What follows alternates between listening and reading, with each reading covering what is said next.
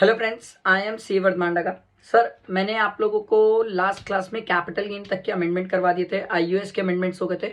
Income tax के amendment series चली थी, उसके आगे के कुछ और अमेंडमेंट्स है जो इंपॉर्टेंट है। क्लबिंग में कोई अमेंडमेंट नहीं है, सेट ऑन सेट ऑफ में कोई अमेंडमेंट नहीं है, डिडक्शन में बवाल अमेंडमेंट है। डिडक्शन में अमेंडमेंट क्या है, ध्यान से सुनना, ठीक है। 80CCD में अमेंडमेंट है और पता नहीं, इसको लेके स्टूडेंट बहुत कंफ्यूज्ड है कि 80CCD में जो एम्प्लॉयर का कंट्रीब्यूशन है उसमें अगर कोई पर्सन 115 BAC लेता है तो उस केस में 14% है, और अगर नॉर्मल केस है तो 10% है। मतलब ओल्ड रिजिम है तो 10% है, ऑप्शनल रिजिम है तो 10% है, और अगर 115 BAC ले लोगे तो उसके डिफॉल्ट टैक्स रिजिम बोल लो तो वो 14% है। पर इसमें एक खास बात याद रखना, अगर सेंट्रल गवर्नमेंट या स्टेट गवर्नमेंट एम्प्लॉय हो तो अभी भी 14% है। ये चीज का ध्यान रखना। एक ये मेरे को लगा सबसे बड़ी अमेंडमेंट, और इसको कनेक्ट करने के लिए सेक्शन 36 में जो आप पढ़ते हो उसमें कंफ्यूज नहीं होना। सेक्शन 36 में जो एम्प्लॉयर का कंट्रीब्यूशन का जो खर्चा है वो 14% क्लेम होता है। याद रखना, वो साइमल्टेनियस अमेंडमेंट है, ठीक है। तो ध्यान रखना, दोनों कनेक्ट करके अच्छे से याद रखना, क्योंकि एग्जाम में जब पीजीपी का क्वेश्चन आएगा तो कनेक्ट करके आ सकता है। आई एम नॉट सेइंग आएगा, आ सकता है, बहुत चांसेस है। दूसरा मेरे को लगता है डिडक्शन में एक और अमेंडमेंट है जो स्टूडेंट पता नहीं इग्नोर कर रहे हैं, बहुत इग्नोर कर रहे हैं। बहुत सारे स्टूडेंट तो बोले कि ये अमेंडमेंट है भी कि नहीं पता। अपन 80G पढ़ते हैं, 80G याद है सर? सबको याद है 80G? ठीक है।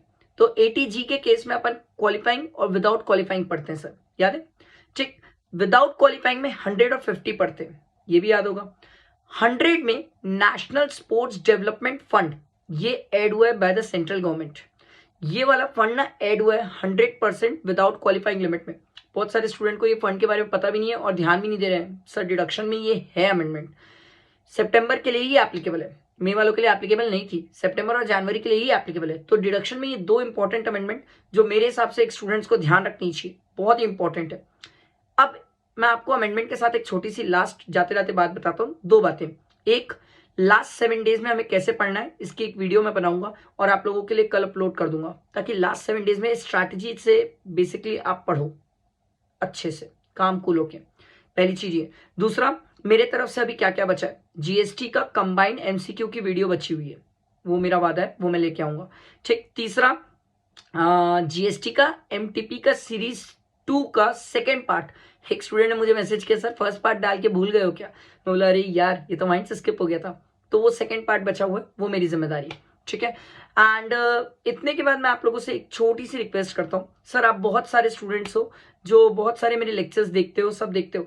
अगर इतना लेक्चर्स देखते हो, लाइक करते हो, शेयर, लाइक और शेयर भी कर दिया करो, इससे मुझे भी अच्छा लगता है और मुझे भी मोटिवेशन मिलता है कि इतने सारे स्टूडेंट्स लेक्चर्स देख रहे हैं, व्यूज आ रहे हैं, तो स्टूडेंट्स लाइक भी कर रहे हैं, उसे पसंद भी कर रहे हैं और शेयर भी कर रहे हैं, ठीक है। चलो, थैंक यू फ्रेंड्स।